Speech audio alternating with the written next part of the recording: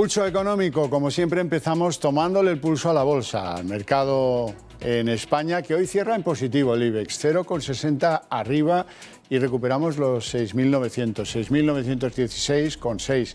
Las compañías que han tenido un desempeño mejor, AENA, sorprendentemente, gana 3,51, Farmamar 2,88 y también la misma cifra, 2,88, la ganancia de las acciones de Siemens en el día de hoy. Los que pierden, la patrulla de los que pierden, Meliá, empresa hotelera, 5,26 abajo, Colonial, empresa inmobiliaria, 2,59 abajo y Amadeus, empresa de servicios para el sector aéreo, principalmente pierde 2,21. Vamos con los temas que constituirán el grueso de nuestro sumario esta tarde. Hablaremos y mucho de los presupuestos que mañana viajan a Bruselas donde Nadia Calviño ha dejado de ser garantía para muchos de los que fueron sus antiguos compañeros en la Comisión Europea. Y hablaremos también, confrontaremos las medidas anti-COVID que se han llevado a cabo en Madrid y las que empiezan en Cataluña por 15 días. Ya saben que Cataluña cerrará bares y restaurantes, ha cerrado también la docencia y ha cerrado un montón de actividades ante lo que intuyen va a ser pues un repunte importante, tan importante como luego lo veremos, lo hemos destacado antes, los que ha tenido Madrid en pasados días o en pasadas semanas. Hoy ya el nivel de contagios era mayor, nuevos contagios era mayor en Cataluña que en Madrid. Bueno, les presento ya a nuestros invitados. Don Antonio Banda, CEO de Fil Capital. Muy buenas noches. Hola, buenas noches. ¿Todo bien? Sí. Está aburrido ya de la bolsa, ¿eh? Ni una cosa ni la otra. Bueno, es que la bolsa da pocas alegrías ya. Estamos ahí bastante que aguanta, ¿no? O sea que mejor hablar de esta situación que no hablar de cómo se dirige hacia otros destinos que podía ser a la baja. Bueno. Lo que pasa es que estamos viendo ya los resultados del trimestre. Don Daniel Rodríguez Asensio, consultor empresarial, economista, muy buenas tardes. Noches. Buenas tardes, Javier. Tardes, noches, nunca sé, la verdad. Empiezo con usted. El IBEX 35 hoy ha girado al alza y trata de afianzarse en esos 6.900, pero esto a veces dura poco. El IBEX 35 es el índice que peor evolución ha tenido después de durante la pospandemia, en todo el verano. De hecho, hemos hablado aquí ya en la evolución de K, en forma de K, ¿no? Mientras el S&P 500 ha estado en máximos históricos, nosotros seguimos bajando. Cuando hablas aquí de que si sube, que si baja, son niveles entre 6.900 puntos básicos y 7.100 el día que tiene muchas alegrías, ¿no? No me acuerdo. Pero el IBEX está claro, la evolución es negativa, lo comentaba ahora mismo Antonio. Comienza la temporada de resultados, la primera temporada de resultados post-COVID de verdad entera, con un trimestre que ha sido muy débil, un trimestre en el que ya vamos a empezar a ver en nuestras empresas cómo la recuperación era débil y ha cambiado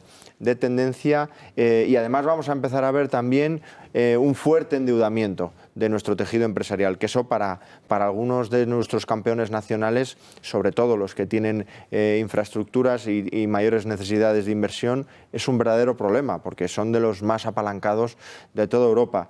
El IBEX tiene malas perspectivas y que no esperen nuestros telespectadores una evolución al alza, porque no la van a ver.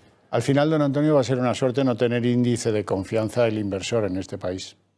Bueno, sí, es muy difícil que nosotros como país y los índices, tanto el IBEX como el índice de Madrid, el más amplio, veamos que tiene algo de salida, ¿no? Al final seguimos viendo que tenemos un sector en el que el gran peso que han tenido las financieras, y pese a la caída que llevan en el año, aún siguen teniendo, y cómo nuestro índice se ha alejado siempre de la realidad de la economía española, ¿no? Y ahora estamos enfrentándonos a cuál puede ser la realidad una vez pasada la crisis sanitaria. Es decir, qué empresas van a conseguir sobrevivir y qué empresas van a componer el índice en los próximos años. Bueno, vamos con el asunto gubernamental.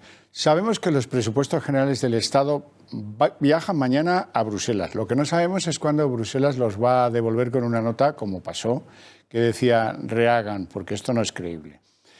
Vamos a ver el viaje de los presupuestos a Bruselas.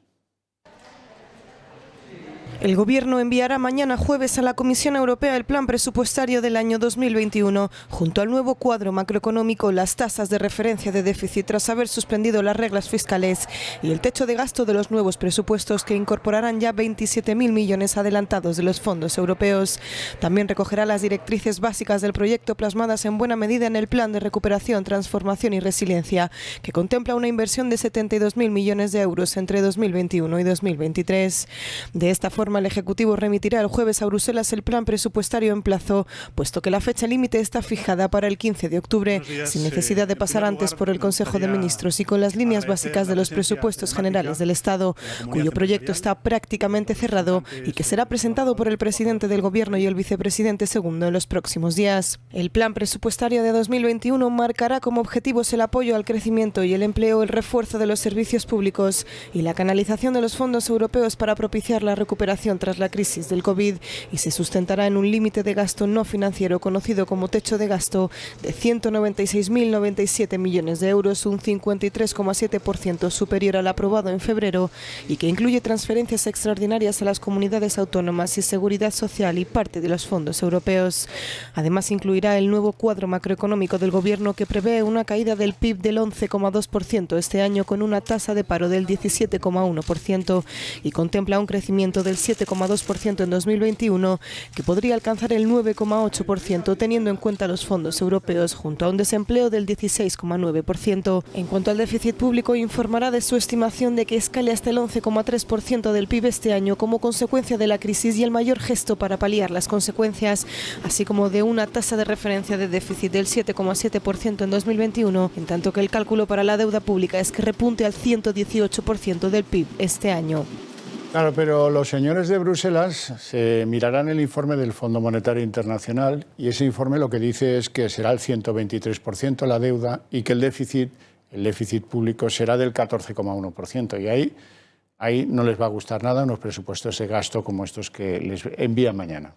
Varios apuntes sobre los presupuestos. Primero, fundamental, ya vamos tarde. El Gobierno está incurriendo en un incumplimiento de una obligación constitucional. Los presupuestos deberían haber estado presentados como muy tarde, el 30 de octubre. Segundo, los presupuestos generales del Estado son absolutamente secundarios en un entorno en el que se está amenazando al Estado de Derecho y a la democracia liberal. En Europa lo saben y hay países que tienen avisos en este tema y nosotros parece que queremos seguir su misma estela. Tercero, muy importante, los 27.000 millones que dijo Sánchez que iba a adelantar sobre el plan de recuperación. El propio Fondo Monetario Internacional cifra en 160.000 millones, un poquito menos, el déficit para este año. Y el déficit promedio para los próximos años está en torno al 4%. Yo no sé si Sánchez es consciente de las dificultades que nos vamos a empezar a encontrar en 2021 en los mercados financieros. Entonces, ya no es que el plan macroeconómico sea real o irreal o esté más o menos alejado de la realidad, es que es ciencia ficción. Por ejemplo, Fitch estima en un 13% la caída del PIB. Nuestro Gobierno la tiene, me refiero en 2020, nuestro Gobierno la tiene el 11,2%. Estamos hablando de una recuperación parcial del 7% en 2021, que no olvidemos que es el mejor escenario, es decir, el más positivo para el Banco de España, otro organismo que siempre ha sido optimista. Y por último, para acabar, me preocupa mucho el incremento del techo de gasto. El famoso 50%, que es un poquito más en el techo de gasto. ¿Por qué? Porque gran parte de ese incremento no son inversiones, digamos, one-off, que se hacen, inviertes en un año determinado y el Estado se quita de ahí. Es gasto corriente. Es que en ese 50% gran parte va de fondos transferidos a la Seguridad Social y a las comunidades autónomas para sus gastos corrientes, va medidas pues como el ingreso mínimo vital o los estabilizadores automáticos de un mercado de trabajo que, ojo, el propio Fondo Monetario Internacional afirma que no va a recuperar los niveles precrisis hasta 2025, que esto es muy importante y muy grave porque ya España traía un nivel de paro del 15,3% en 2019, después de varios años de expansión, y no lo vamos a recuperar mínimo hasta 2025. En definitiva, es un proyecto, yo no digo de Estado fallido, porque creo que España no es un Estado fallido como nos dicen ahí fuera, pero sí de gobierno fallido, de un gobierno que no tiene ideas, que no tiene plan y que no tiene visión para el futuro del país, más allá de volver a los mismos errores de Zapatero, cuyos resultados todos conocemos desafortunadamente. Sí, pero don Antonio, aquí algunos se mojan. He leído una entrevista de Nadia Calviño en Bloomberg en el que dice que con el plan de recuperación vamos a dar un crecimiento del 7,2% en 2021 y eso cada vez es menos creíble. Bueno, yo creo que el problema de los presupuestos de este gobierno no está en los papeles, que los papeles pues han ido a Bruselas, efectivamente vendrán con bastantes cambios, luego aquí se ajustarán. Yo creo que seguimos teniendo un problema claro de ejecución. Es decir, tenemos unos números que no se corresponden con nuestra realidad y esos son la base en la que el Gobierno ha basado sus expectativas, los presupuestos para el año que viene y que además van a ser fallidos porque efectivamente su base va a ser muy por debajo, sobre todo en ingresos, va a ser muy por debajo en expectativas de crecimiento. La inflación es quizá lo único que les puede ayudar, porque si empieza a repuntar alta como parece, puede tener algo de ayuda, pero con datos de empleo en los niveles que ellos ponen y alejadísimos de la realidad, lo que vemos es que una vez que se pongan a ejecutar este presupuesto, se van a encontrar que van a tener que hacer otro rápidamente y además sin un apoyo importante, sin la capacidad de negociación, sin que Europa además nos dé la oportunidad de entrar, ¿no? Y yo creo que además hay un elemento clave aquí, que es que cada vez nos sitúa mucho más cerca de lo que le pasó a Grecia en su momento, ¿no? Que es una posible intervención y una posible entrada de los hombres de negro para ver cómo está nuestra economía de verdad y cómo se tiene que salir. Entonces, esa es la parte que yo creo que tenemos que esperar que va a producirse, ¿no? Ya. Bueno, me gustaría contraponer dos modelos de cómo se atiende el COVID-19 cuando a unos les suben las cifras de los nuevos casos, de los hospitalizados y de los que están en la UCI. El caso del Gobierno de Madrid, el caso del Gobierno de Cataluña. El caso del Gobierno de Madrid, ya lo saben, la pelea es por mantener cosas abiertas, por impedir el daño a la economía madrileña en la medida de lo posible. Y a veces se consigue y a veces se pelean con Salvador Illa. El caso de Cataluña es que para que no les decreten un estado de alarma han decidido un modelo de cerrar cosas. Han cerrado por 15 días bares y restaurantes. La restauración no les cuento cómo está, manifestaciones en las calles, etcétera, etcétera. Y en cualquier caso son dos maneras de ver el mismo ejercicio, el de las comunidades autónomas, ante un problema que va a ser el mismo en Cataluña que el que tuvimos en Madrid o el que estamos teniendo en Madrid. Daniel. Vamos a ver, si esto es muy sencillo. La dicotomía entre salud y economía no existe. Solamente hay que sacrificar la salud cuando has hecho una mala gestión solamente hay que sacrificar la economía cuando has hecho una mala gestión en términos sanitarios.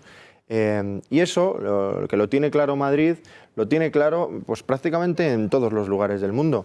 Es que en China, no me acuerdo ahora, hay una región turística china que han encontrado un rebrote de 12 casos en un hospital, por cierto, donde meten a todas las personas que llegan al aeropuerto de lugares con alta incidencia. Ahí ha habido un rebrote, lo cual es un indicio más para pensar que este virus entra por baraja. Pues ha habido un rebrote de 12 casos y están haciendo lo mismo que Madrid. Una estrategia de test masivos y confinamientos muy selectivos. En el caso de China han sido el hospital y los edificios de los familiares de los 12 casos detectados, y en Madrid ha sido zonas básicas de salud, es decir, una intervención quirúrgica, una intervención focalizada donde está el problema y una intervención muy importante que evita la movilidad de las personas donde hay más incidencia. Porque una persona que vive en Las Tablas, que es un barrio con poca incidencia, pues ahora mismo está pudiendo recibir gente de Vallecas y sin embargo no está pudiendo salir de Madrid. ¿A dónde quiero llegar con todo esto? Que una correcta gestión sanitaria tiene que llevar casi inevitablemente a una menor a un menor impacto económico. Las cifras de Madrid ahí están. Hoy ha vuelto a publicar la Comunidad de Madrid. En la última semana, 50 contagiados menos que cuando comenzaron estas medidas. Las hospitalizaciones, las UCIs, todo está bajando. La izquierda ahora está obcecada con que es porque se hacen menos test. Mentira, porque si esa fuera la única razón, la tasa de positividad se estaría disparando y eso no está ocurriendo. Se hacen menos test como consecuencia de que la incidencia está bajando. Es decir, el modelo de Madrid funciona y Barcelona luego se va a dedicar a ir al Estado a pedir del Fondo de Garantía, que por cierto lo nutre la Comunidad de Madrid con el 75% de sus fondos. Don Antonio. Bueno, yo creo que estamos en la lucha de a quién aplicamos el 155 sanitario y Madrid, desde luego, era el objetivo. El Gobierno ha hecho un esfuerzo por, sobre todo, destacar que Madrid lo estaba haciendo mal, que su comunidad estaba esforzándose en algo que a ellos no les interesaba, ¿no? O sea, no ha habido diálogo, no ha habido capacidad. ¿Qué pasa en Cataluña? Que realmente los datos no son lo importante. Lo importante es que prefieren que se tomen medidas regionales antes de la intervención del Gobierno. Y eso nos sitúa en una comparación que es puramente ideológica, no sanitaria, ni siquiera económica. ¿Y cómo tenemos que cambiarlo? Pues yo creo que todos tenemos que ver muy claro que el efecto enfermedad está presente en toda España. Por lo tanto, las medidas tendrían que ser comunes y tener a alguien que, desde luego, quitase la parte política y se metiese realmente en la parte sanitaria, tomando medidas que nos diesen a todos, por lo menos, el relax de ver que esto causa preocupación, que ahora parece mucho más que hay más preocupación por el tema político que desde luego por el sanitario. También es curioso que en Cataluña no se toman tampoco medidas sobre el transporte público, el de masas, se toman medidas sobre bares y restaurantes, sobre limitaciones en centros comerciales, pero no se toman medidas en lo que sí de verdad depende de la Administración, que es el transporte público, ¿no?